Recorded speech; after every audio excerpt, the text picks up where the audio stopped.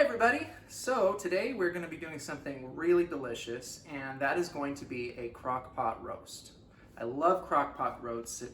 It reminds me of when I was a kid and my dad used to make them for us, and he would do a great job. And so anyway, I love the flavor, I love the memories that are associated. It's going to be amazing. And you're going to love this recipe because it's really easy, a little bit of prep work, but you can actually cook an entire 4-pound chuck roast in 4 hours. Ask me how. That's okay, it's on camera, no worries. So the first thing we're gonna do is we're gonna preheat the crock pot. I put it on high for about 10 minutes, and that gets it nice and hot, and then I put it back down to low. Preheating is the key here, okay? Now for the ingredients, we have 1 tablespoon of garlic powder, 1/2 cup of Worcestershire sauce, although if you don't like the strong flavor of Worcestershire sauce, you can actually move it to 1/4 cup or somewhere in between, and that'll be just fine. This is a teaspoon of, actually that's a tablespoon of pepper, black pepper, 1 packet of onion soup mix, 1 beef bouillon cube, and 1/2 cup of water, and a 16-ounce IPA. And so we did these little tiny yellow potatoes. Yellow potatoes are amazing. They're really good flavor. And we're gonna add in the veggies about an hour before everything is done. And then we have baby carrots. And over here we have the meat, and I have pre-cut the meat. And a lot of folks don't like doing that. They think that if you do that, it loses some, you sacrifice flavor or texture or something like that. But what happens is it's ready to go when it's ready. When the meat is tender, you can just put it on a plate and start eating. Otherwise, if it's whole, then you have to cut it afterwards, and it's hard to do because it's hot and the whole thing. So this way, it's gonna be great. You're gonna love it. It's gonna still be tender and juicy and delicious and all of that. Okay, so what we're gonna do from here is off camera, I'm going to sear some of the meat, actually all of it. You're gonna sear it, and what that does is it adds flavor to the meat because of the searing, and then and good texture and everything. And the other thing it does is it creates this seared on stuff at the bottom of the pan, and I'm going to get that up, and that's really good flavor as well. And then I'm going to include all of the ingredients in a pot, and we're going to pre-mix the sauce. And then now once everything's hot, I'm going to put it all in the crock pot, and we're gonna set a timer for 4 hours. It's probably gonna be faster than that. I'm not kidding. And so anyway, the next time you see me, I'm gonna have the meat seared, and we're gonna the sauce is gonna be made. Okay? All right. Be right back.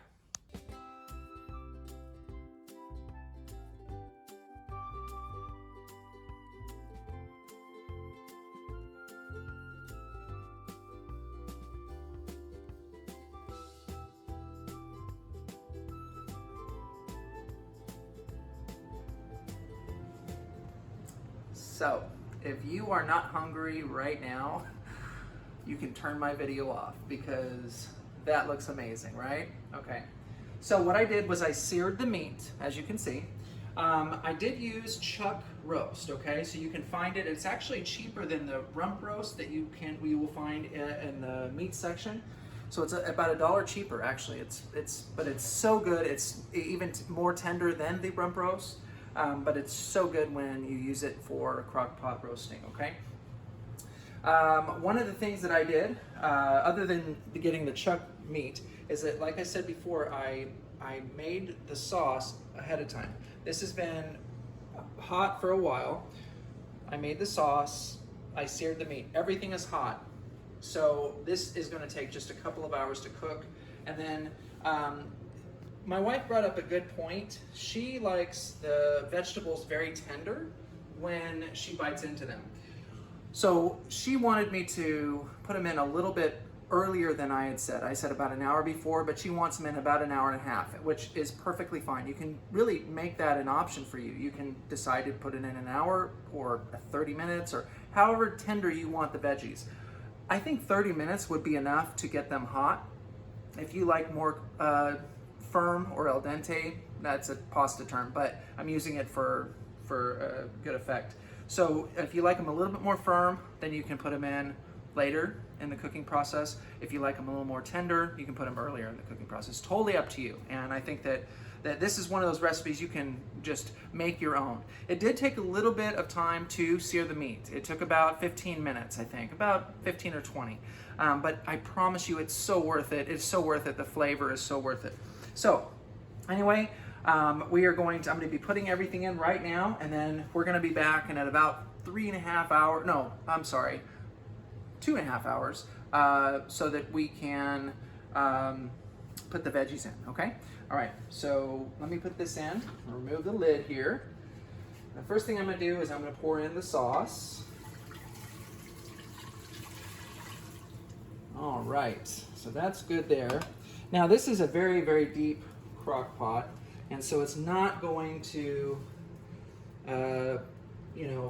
put everything under the sauce. And then also there's a little bit of roux, I think it's called, or jus. I'm not. Au jus. Something like that. I think it's au jus. And it's the juice that comes like from a the French meat. Sandwich. Yeah. And or a French dip sandwich. Sorry. And so we're gonna put everything in here, and then I'm gonna put this juice in there as well. And oh, that looks so good. It smells amazing. And one of the things that I didn't add is salt, table salt. And the reason for that is because this is going to have a lot of salt in it. There's some natural salts in the meat. There is, that we put in that onion soup mix, and then also beef bouillon and the Worcestershire sauce. So it's going to have plenty of salt. Please, please be careful about how much salt you actually add into it, because it'll be too much, it'd be overkill. I'm gonna just, oh man, that looks good. And you know what? I'm going to leave that there just for a second. I'll be right back. And I am going to, we are a family that believes in every last drop. So, oh man, that's good. Yummy. So there's that. Now I'm gonna set this down. Oh, look at that. Ooh. That looks so good. And so I'm gonna put this top back on, and I'm going to seal it in. All right, there we go, got it. All right, so we're gonna seal this in, and we're gonna leave it, I'm gonna set a timer for 2.5 hours, and that should be plenty of time for it to get nice and ready for us to put the vegetables in. So we'll see you in a little bit.